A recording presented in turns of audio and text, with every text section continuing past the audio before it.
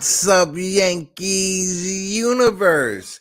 KOD Nation, stand up, and all you DJs, wake up and get your coffee.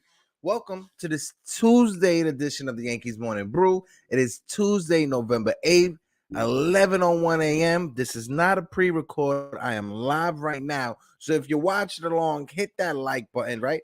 Hit that subscribe button, right? Put the thumbs up in the chat for you guys. But Yankee fans, the offseason has officially begun. You know, I don't like to call it the offseason. I call it the on-season. But the offseason, on-season, however you want to put it, it has officially begun. The Houston Astros won the World Series. Saturday against the Phillies, they closed it out. And let's count them down. Saturday, Sunday, Monday, Tuesday, Wednesday, Thursday. The Yankees have until Thursday to negotiate exclusively with Aaron Judge. We already saw the Mets locked up Edwin Diaz, gave him a 5-year contract worth $103 million, making him the richest reliever in MLB history. Shout out to my man Eric Wallace in the chat. Eric, what it do, baby? Hope all is well. Hope all is well. But yeah, where do we go from here? Yankee fans, also, we are recovering from that god-awful press conference that was Friday that just passed. And that's where I'm gonna start off at. At that horrible press conference, it was an hour and a half, right? Literally right after I did Next Morning Brew, I literally just went right to the TV to watch this press conference. And it's an hour and a half that I'm never going to get back from my life. Literally, because I'm more confused now than I was at the end of the postseason. I literally don't understand this front office. Now, I get it. Brian Cashman is not going to come out and automatically rip into players, right? He's not going to come out and say, you know what, Josh Donaldson was trash, right? He's not going to come out and say, you know what, IKF was doo-doo. He's not going to come out to say it. But the least you can do, right? The very bare minimum bar on the floor, bar on the ground, the minimum you can do was we expected more. If you would have just came out and said, you know what, the season, you know, some players that we acquired, they didn't give us what we expected them to give us. You know, we expected more from them. Just that little bit of accountability. I'm not sure if you guys saw Drink Champs, you know, the YouTube podcast. Derek Jeter was on Drink Champs. And Derek Jeter spoke about accountability. Right. If you go to my Instagram, shout out to Pete Simonetti and NY News. I reposted what they posted on my Instagram, Project Nerd HQ. But also check out NY News Instagram as well so you can get the full clip. But literally, Derek Jeter talked about accountability, how Yankee fans expect a certain level of accountability, and we definitely do. Derek Jeter was talking about the 98 team, the best team when it comes to, you know, wins. The 98 team is a legendary team. And he talked about how in August fans were coming up to him saying, what are you guys doing? You got to turn it around when they went through a bad stretch. Now, all these reports coming out, different publications reporting how players upset at the fans. Boo-hoo. You're expected to produce.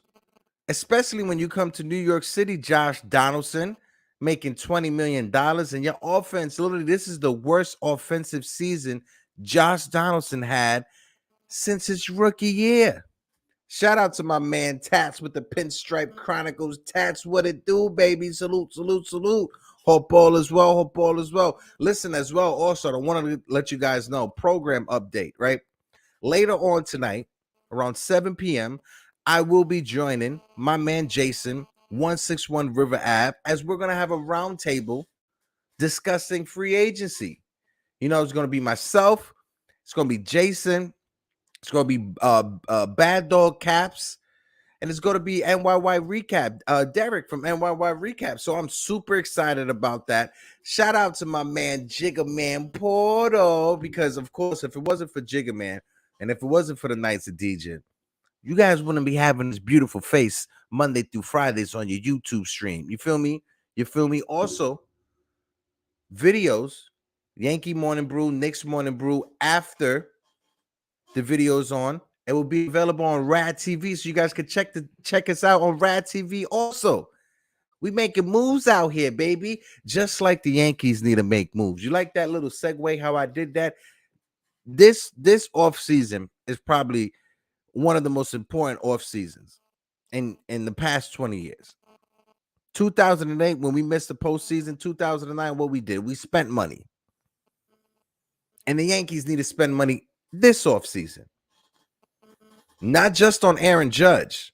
Aaron Judge, that's where you start. You start with Aaron Judge, and then you add around him. It just came out also, Anthony Rizzo is officially a free agent. He opted out of his contract. The Yankees did pick up the option on Luis Severino, so Sevy will be back for his final season. Now, I wouldn't say final season, but the last year on his contract. He'll be coming back pitching for the Yankees in 2023. But let me know in the chat, what do you guys think? Me personally, when it comes to Anthony Rizzo, I'm not letting Anthony Rizzo go. But I think Anthony Rizzo is going to wait to see what happens with his friend Aaron Judge. And speaking on his friend Aaron Judge, if you guys noticed, the New York City Marathon was yesterday, and both Giancarlo Stanton and Aaron Judge was there. Anthony Rizzo as well, to support Aaron Judge's wife, who was running in the marathon. So hopefully they both stay, Judge and Rizzo. But I think Rizzo is going to wait to see what judges do. And if Aaron Judge winds up going to San Francisco, I could see a scenario where Anthony Rizzo goes with him. Shout out to my man Chris the Flash. What it do, baby? Listen, guys, if you aren't following Chris the Flash, check out his YouTube. He dropped a dope video. He sent it to me on Twitter. It was a very nice YouTube video talking about the Yankee free agency. If you aren't, please check my man Chris the Flash out. And as well, check out my man, the Pinstripe Chronicles, my man Tats. But if you aren't following Tats of the Pinstripe Chronicles, what are you doing? What are you doing? But yeah, back to this. When it comes to that god-awful press conference on Friday, now this is where things are tricky, because Brian Cashman's contract hasn't been announced, right? But he's at the press conference. So we're assuming that Brian Cashman is coming back. But what if Hal Steinbrenner gave him an ultimatum? He gave him an ultimatum like, okay, you can be back as long as you work out a deal with Aaron Judge. Could it be a scenario that Aaron Judge walks away and that causes Brian Cashman to lose his job? I don't know. I'm just speculating. But it's weird that it hasn't even been announced, Brian Cashman's contract, but he's there at the press conference. So like I said, could it be a scenario where Hal Steinbrenner told him, listen, we'll give you your contract extension as long as you make sure Aaron Judge comes back to the Yankees. If you could get Judge to re-sign with us, if you could get that underway, then we'll offer you your contract extension. Or maybe they have it that, right now, while you're a free agent, you're still you're contracted with the Yankees. They're probably paying him in a contract. I'm not sure. I'm just speculating. I'm just throwing stuff off the top of my head. I was thinking last night, and when I think, a lot of crazy things happen out of my head. But yeah, Tats is saying that's interesting, so it can't be that crazy. Shout out to my man James Cook is in the building. James Cook, good morning. He said the Yankees need a makeover. The definition of insanity is continually doing the same thing, expecting a different outcome. You know what, James? I couldn't disagree more. And if I had that little button to make the claps and the buzzer thing go off, I would definitely hit that right now. But you know what I'm going to do for you? James Cook was 100% right. He's 100% right. The Yankees, which back in 2009, when George was alive, Before winning the World Series, the Yankees were valued and evaluated by Forbes magazine, right? And the franchise was valued back in 2009 at $1.4 to $1.6 billion. Right now in 2022, where we sit, the Yankees are valued at $6.6 billion, basically triple to 4 times what it was back then. But for some reason, the Yankees are penning pitching. Some reason, the Yankees are trying to be fiscally responsible, even though the family that runs it, that has 55% ownership of the team, is 4 times more wealthier than they were back in 2009. You cannot go into this offseason and say, you know what, we need to be fiscally responsible and we can't, go over the tax threshold because of penalties, yada, yada, yada, yada, yada. You can't do that. You need to spend, and you need to spend smart. Because what happens when you spend stupid? You spend stupid, and now you stuck with Aaron Hicks's contract. You spend stupid, and you trade for Josh Donaldson and his $20 million contract.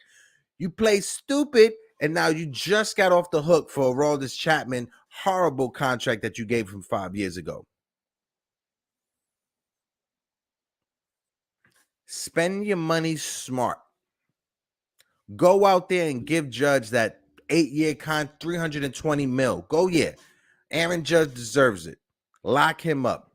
And then when you lock up Aaron Judge, you make that phone call to his friend Anthony Rizzo, and you lock up Anthony Rizzo. And then after Anthony Rizzo, you make the phone call to Andrew Benintendi, and you bring back Benintendi. I want to see an outfield next year of Benintendi in left, Harrison Bader in center field, and Aaron Judge in right field. Point blank, period. Now, if Aaron Judge decides to leave, there is a Japanese player that is catching everybody by storm right now. His name is Masataka Yoshida. If Aaron Judge walks, the Yankees need to sign Yoshida. Point blank, period. The only reason why I do not want Yoshida over Andrew Benintendi is because of the defense. Defensively, Yoshida is not the best. But when it comes to his bat, when it comes to his low strikeout rate, contact hitter, I definitely love Yoshida. And now, honestly, I'm 50-50 when it comes on Benintendi and Yoshida. The only reason why I choose Benintendi is because of that little bit of defense. But if you was to really look at his numbers, his strikeout rate, now how is that going to translate over from Japan over to the U.S.? Not too sure. One thing I know, I forgot his name, but the gentleman that signed with the Chicago Cubs, he came out hot, cooled off, but he had a decent season. He had 267, 270 around that range. Yoshida has a far higher contact level. Yoshida strikes out when they were both playing in Japan. Yoshida strikes out 4 times less than the guy that was playing in Chicago. Yoshida is top when it comes to the Nippon League in Japan. I think it's top 3 in strikeouts. So if you want a player that's going to put the ball in play, who has sneaky power, he has a little bit of speed, Yoshida is that guy. Stephen Kwan was a phenomenal player for the Cleveland Guardians, but you see how Stephen Kwan cannot strike out? He doesn't strike out that much. That's what Yoshida is, if not better, because he's already an established hitter over there in the Nippon League. Yoshida is 29, turning 30 years old. So it comes down to, do we want him or Andrew Benintendi? My man Tat said, oh, wait, Chris says also got to think about the network to that. That's another $3 billion. Absolutely. That's not even including the Yes Network that they own. That's not even including the Yes Network that they own. And also, too, you got to think of it like this. Chris, that was a great point. I'm gonna go to Tats right after it. You got to think of it like this. If the Yankees were to sign Yoshida, right? Bring him over from Japan to the US, to the Yankees, to the Bronx. That TV deal, the Yankee games will be broadcasted in Japan. That TV deal alone, minimum would be $100 million. Minimum. So off of signing Yoshida, the Yankees will be able to pay half of their salary via Yoshida's TV deal with Japan. You got to look at it from a business perspective. If you're the Yankees, cool. You don't want to spend that much money. If you do spend that much money, you may get hit with the taxes. Cool. So a good way to avoid that, or a good way to find extra income to pay that off, is to sign an international player, superstar like Yoshida, bring him from Nippon, from Japan, over to the Bronx, to the New York Yankees. That TV deal that you guys will work out with Japan, with Nippon, so people at home can still watch them. That TV deal alone, minimum, would be $100 million. Minimum. Hell, if the Yankees were to trade for Shohei Ohtani, the TV deal alone with Shohei Ohtani would pay for the Yankees payroll. Why you think the Angels didn't care about signing Rendon and all these other players and having all that big salary? I mean, big taxes, because of the TV deal with Japan that Shohei brought. That right there, that TV deal alone with Shohei Ohtani paid the Angels payroll. So if the Yankees were to go after Yoshida, the minimum when it comes to that TV deal will be $100 million. And that right there is literally almost half the Yankees payroll. Shout out to my brother Pete Simonetti and NY News. Salute, 3 capital S's. When it comes to this offseason, the Yankees cannot be penny pinching. Hal Steinbrenner, you need to just loosen up the strings on that purse, big fella, and spend what you got to spend. Like I talked about, we talked about it earlier in the show. This team was valued and evaluated back in 2009 with a value of $1.6 billion. In 2022, that $1.6 billion is $6.6 billion. They are literally 4 times. They're worth 4 times more than what they were when they won a championship in 2009. You need to go out there and spend. And if you guys haven't seen, John Heyman came up with a good thought. John Harper from SNY had a brilliant take. Now I wrote this down. He said 5 things that the Yankees need to do this offseason. 5. Count them on my fingers. 1, 2, 3, 4, 5. Big sausage fingers that I have. The number 1 thing, re-sign Aaron Judge. 8 years, $320 million. I'm down with that. Lock me up. I'll take that 10 days out the week. Then he said to sign Carlos Correa. I'm interested in that. Sign me up for that as well. Then he said, let's trade Gleyber Torres and Isaiah Kiner-Falefa. You know what? I will pay for their Ubers myself to send them to JFK or LaGuardia. Re-sign Anthony Rizzo, Matt Carpenter, and Andrew Benintendi. I'll be down to sign Benintendi and Carpenter again. And then the Yankees, this was the last thing that he put. The Yankees should hire Jorge Posada as a bench coach. You know what? I wouldn't be mad at that. If all the rumors and everybody's talking that bring Derek Jeter in for the president, Randy Levine's job, whatever, bring Don Mattingly as the manager to replace Aaron Boone, I would not be mad with Jorge Posada being on that bench. Not at all. Not at all. Posada comes from a baseball family, just like the Molinas. Very smart when it comes to the game of baseball. I've seen many interviews with Jorge Posada after he retired. Brilliant man. Something needs to switch up with this organization, whether it's from the front office, whether it's the coaches, whether it's the ownership. Something needs to happen. Now, I know Hal's not going to sell the team. Let's take that, throw it out the window. That's not going to happen. So then we got to look you got to take a step down when it comes to the pecking order. Randy Levine, Brian Cashman, if they do not re-sign Aaron Judge, if those 2 guys do not get this Aaron Judge contract situated, both of the 2s need to go. Both of them. Now, like I was saying earlier, it's a bit surprising that Brian Cashman was there at the press conference while at the same time his contract hasn't been announced. Could it be that him and Hal, they have a silent agreement that, you know what, we'll bring you back, but the ultimatum is you have to make sure that Aaron Judge signs with us. If Aaron Judge doesn't sign with us, you know what, our relationship is over. Could that be a situation that's going on because we haven't heard about his details when it comes to his contract? Maybe. Could it be just speculation? Maybe. My man James Cook, he says everyone has a plan until they get hit in the face. Mike, you know what, James? That's a good point too. And not that many people have got punched in the face before in their life. And there's a lot of people walking around that should get punched in the face at least once. That's one thing I'm gonna say. But my man Pinstripe said, where would you put Cabrera and Peraza? See, that would determine on what we do with Donaldson, Torres, and IKF. If for some reason we have to get rid of Josh Donaldson, for some reason we have to. If that situation was to pop up, I would not mind playing Cabrera at third base, Peraza at shortstop, DJ at second base, or if we go out there and sign Carlos Correa to play shortstop, I wouldn't mind Cabrera at third base and have Peraza have the same role like Gleyber Torres had these past few years, coming in and out for DJ LeMahieu.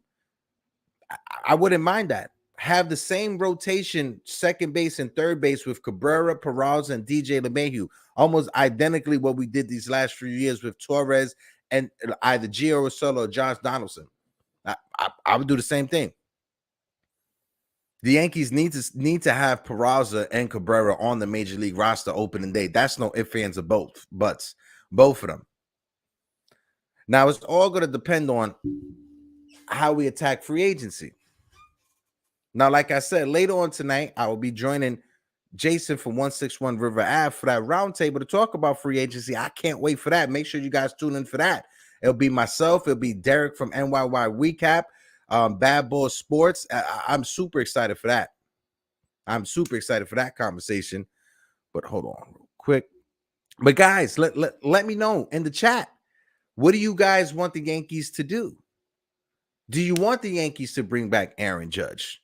Do you want the Yankees to go out there and go get a Yoshida from Japan? Do you want the Yankees to bring back Andrew Benintendi? Were you that in love with Anthony Rizzo? Do you want to bring him back? I definitely want to bring back Anthony Rizzo to see what he could do with no shift as well. We got to think about that as well. Ain't going to be no shift next year. The rumors have it that the Yankees are going to try everything they can to move off of the contracts of Aaron Hicks and Josh Donaldson, which they should. Thank God. Also have it. It came out, some rumors came out that Steve Cohen and Hal Steinbrenner, they have so much mutual respect for each other. Steve Cohen said he's not going to even try to attempt to sign Judge. Let's take that out. Now, if the Yankees are out of it, out of the conversations, then maybe.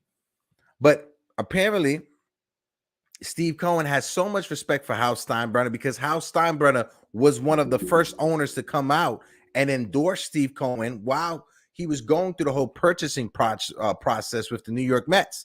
Because in order to own a major league team, you need every other owner to approve you. It's not a majority. You need every other owner to approve you buying a team.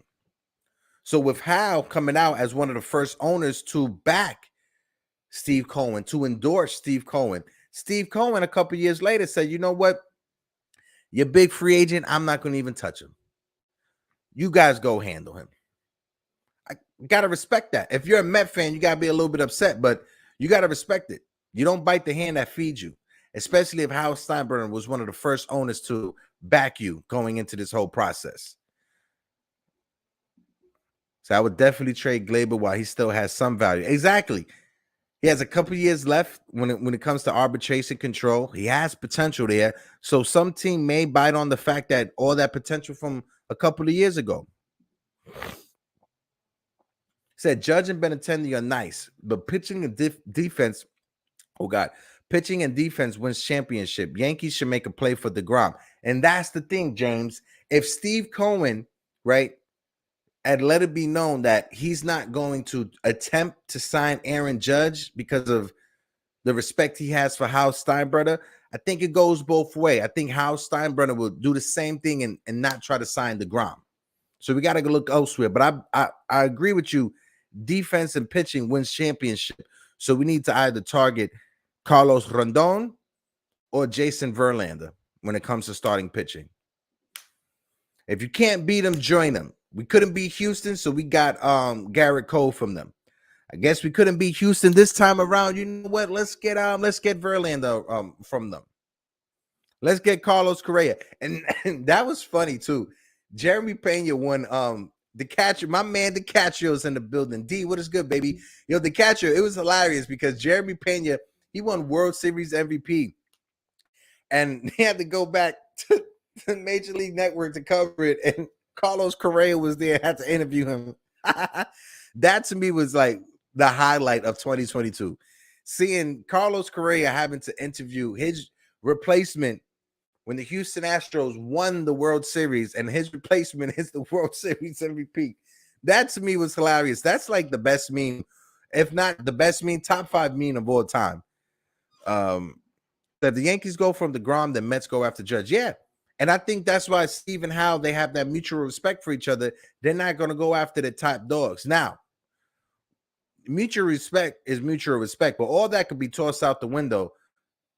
Steve Cohen could just wake up tomorrow and be like, you know what? I'm just going to be that guy. And he goes after Aaron Judge. And all that mutual respect, you could throw that out the window. We don't know when it comes to that. You know, anything could change at the last second. We just got to see what happens.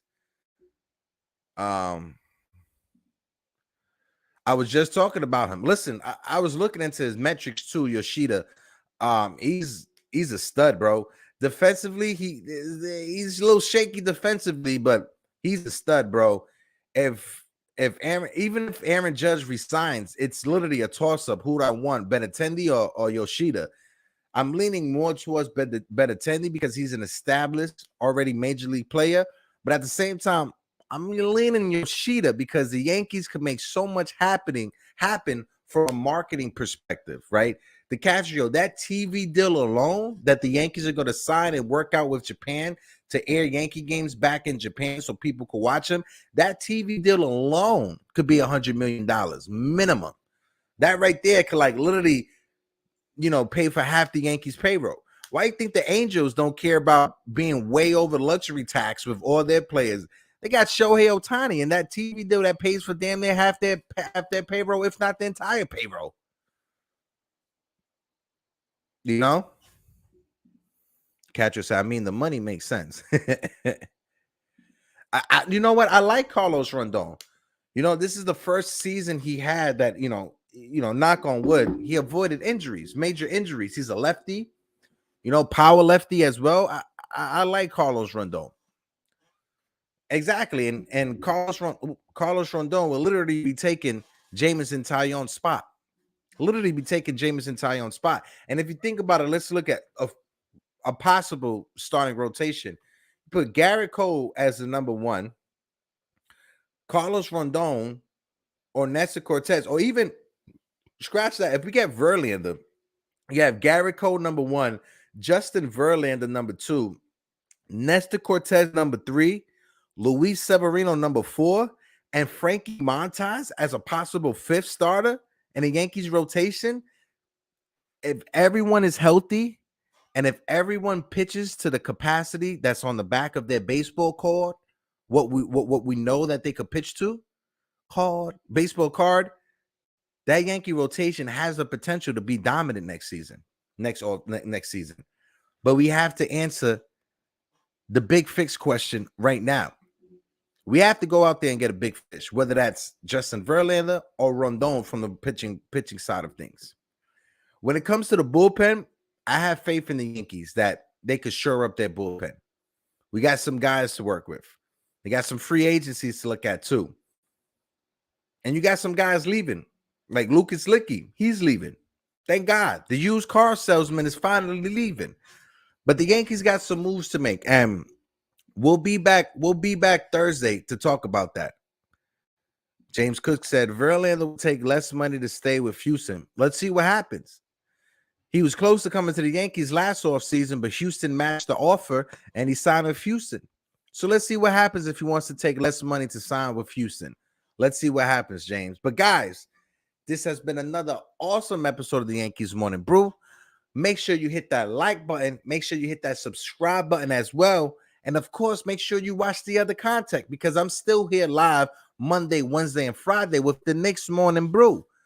The next Morning Brew, we're 4 episodes in, and everything has been awesome so far. Tomorrow, Wednesday episode in the morning, we will be having on Julito.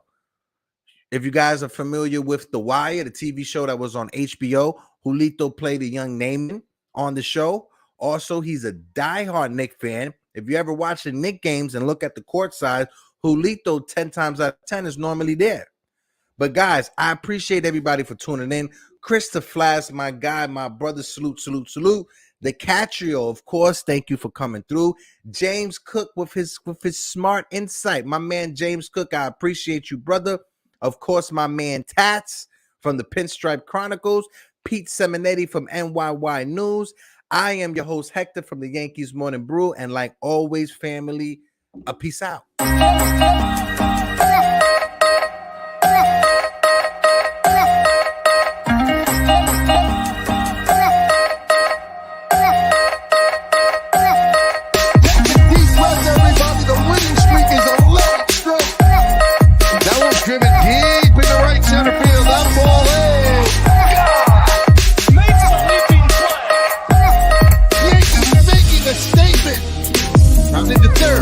There's one.